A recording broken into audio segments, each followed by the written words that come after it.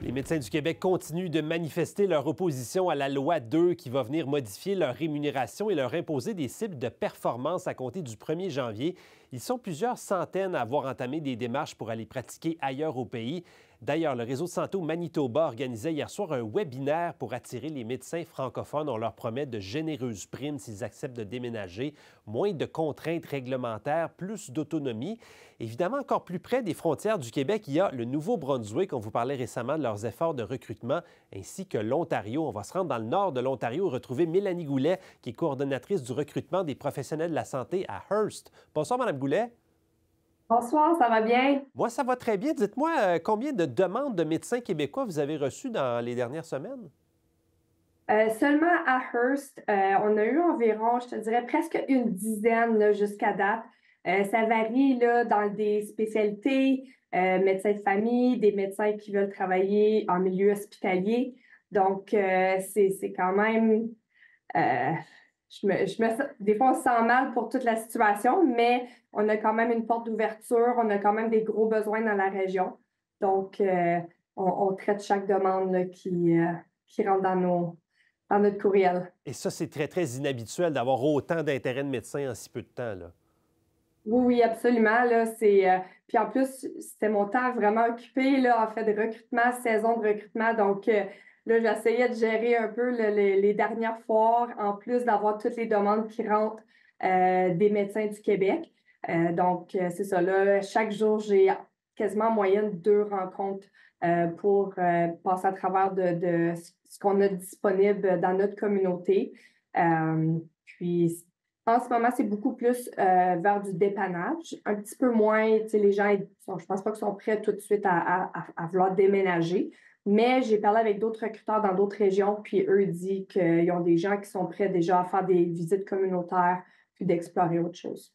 Le gouvernement du Québec nous dit, écoutez, on a les médecins déjà les mieux payés au pays, donc ils vont cogner à votre porte, même si certaines conditions de travail peuvent être moins attrayantes. Comment ça fonctionne? C'est ça, donc je ne connais pas toutes les détails du système de santé, mais je sais que les conditions, puis je veux dire, si ton salaire est dépendant de ta performance, on sait que déjà les médecins sont à bout, ils ont déjà des grosses responsabilités, puis certaines au Québec, ça se situe tu sais, dans des régions plus rurales, c'est dans la même chose. Donc, vu que d'autres opportunités ailleurs, puis on sait que maintenant, le dépannage, juste en Ontario, ça a pris tellement d'ampleur. Donc, facilement, un médecin peut se déplacer une fois, quelques fois par mois, puis aller faire du dépannage en Ontario, même à garder, rester au Québec. OK, intéressant. Là, je parlais de ce que le Manitoba promet aux médecins pour les attirer. On sent que tout le monde s'arrache les médecins francophones. C'est quoi les avantages à aller pratiquer chez vous? Donc, nous, on offre quand même beaucoup de flexibilité. On est vraiment une petite communauté. Donc, on donne vraiment le choix aux médecins de pouvoir décider c'est quand ils veulent travailler. C'est eux qui choisissent leurs horaires. Donc, il n'y a pas autant une pression là, soit de notre équipe ou du ministère pour le faire. On a beaucoup aussi d'incitatifs financiers pour venir s'installer dans une région plus rurale et éloignée. Donc, c'est sûr que quand tu peux avoir des montants d'argent qui peuvent monter jusqu'à presque 400 000, même avant de venir travailler. C'est très intéressant. Ensuite, même si un médecin ne veut pas venir s'établir permanent, ils ont accès à tous les programmes pour du dépannage que le ministère de l'Ontario offre. Donc, ils peuvent venir, puis leurs déplacements sont remboursés. OK. Leur avion, leur location, ces choses-là également. Donc, ça rend ça un peu plus intéressant. Là, vous avez fait de la publicité au Centre Bell à Montréal, pas vous personnellement, là, mais l'Ontario en général, lors d'un rassemblement qui a regroupé des milliers de médecins qui, justement, venaient protester contre la loi 2. C'était quoi l'objectif de faire ça? Donc, je fais partie quand même là, d'un groupe de recruteurs. C'est nous qui s'est vraiment enligné pour travailler ensemble avec la province. On ne fait pas partie là, vraiment du ministère de l'Ontario. C'est pas Doug Ford. C'est vraiment nous comme recruteurs qui s'est joint. Puis, quand on a su l'information du Centre Bell, je crois que c'était le vendredi. Puis, on a décidé, sans que ça soit quelque chose qui soit, on voulait pas attaquer, on voulait pas vraiment, on voulait un message neutre que les gens, s'ils sont intéressés à vouloir explorer des opportunités d'emploi, vous n'êtes pas obligé d'appeler Doug Ford, vous pouvez, mais qu'il y a des recruteurs communautaires à travers la province qui sont prêts à vous appuyer. On a décidé justement là, d'avoir un camion avec la promotion sur les côtés. Ça l'a vraiment fait jaser les gens.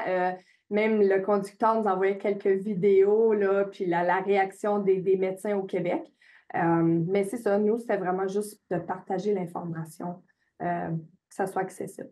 Il y a certaines personnes au Québec, par contre, qui voient peut-être ça avec un petit malaise, disant, écoutez, ça va déjà tellement mal chez nous et là, les autres provinces profitent de ça pour prendre nos médecins. Qu'est-ce que vous répondez à ça? Encore là, je ne crois pas que c'est vraiment prendre les médecins. Je veux dire, on ne va pas les chercher, là. Je veux dire, on fait juste partager l'information. Elle est toujours disponible, l'info. C'est juste que là, ben, on a peut-être mis un peu plus d'emphase vers le Québec. Même moi, pour ma communauté de Hearst, je veux dire, on se retrouve à 80% de notre population, des gens qui parlent français comme première langue. C'est sûr, on veut, s'ils veulent, ils cherchent une place à vouloir travailler, puis même si ce n'est pas permanent, on va tendre les bras, puis on va les accueillir. Puis ça, des fois, ça peut être temporaire. Si jamais les choses changent, on est conscient que peut-être qu'ils décideraient de quitter puis de retourner au Québec, c'est correct. Mais les gens ils peuvent faire ce qu'ils veulent. On ne le fait pas juste au Québec, là, on le fait dans plein d'autres provinces également, puis même hors pays. Donc, je pense que les gens ils ont de la frustration, mais on est juste vraiment là pour partager l'information. Là, en terminant, vous parliez de Doug Ford qui a partagé, qui a dit, écoutez, appelez-moi, là, je vais vous rappeler si vous êtes intéressé. Ça a donné des résultats, ça? Il y a des gens qui ont réussi à parler au premier ministre? Je me suis fait dire, j'ai parlé avec une spécialiste hier, puis elle a eu des échos qu'apparemment, soit qu'il rappelle les gens. Moi, j'étais juste inquiète, je ne sais pas ce que lui va leur dire. Donc, j'encourage les gens, s'ils veulent vraiment avoir l'information, puis ils veulent explorer des opportunités. Encore là, il y a des recruteurs à travers la province qui vont être très contents de pouvoir faire des rencontres virtuelles, puis de partager les détails sur c'est quoi qui se passe dans les communautés. Pas besoin de texter directement le premier ministre de l'Ontario pour ça. Mélanie Goulet, ben merci beaucoup. On est content de voir, moins content pour les gens du Québec, mais content de voir que le recrutement va bon train chez vous. Merci beaucoup. Merci, bonne soirée.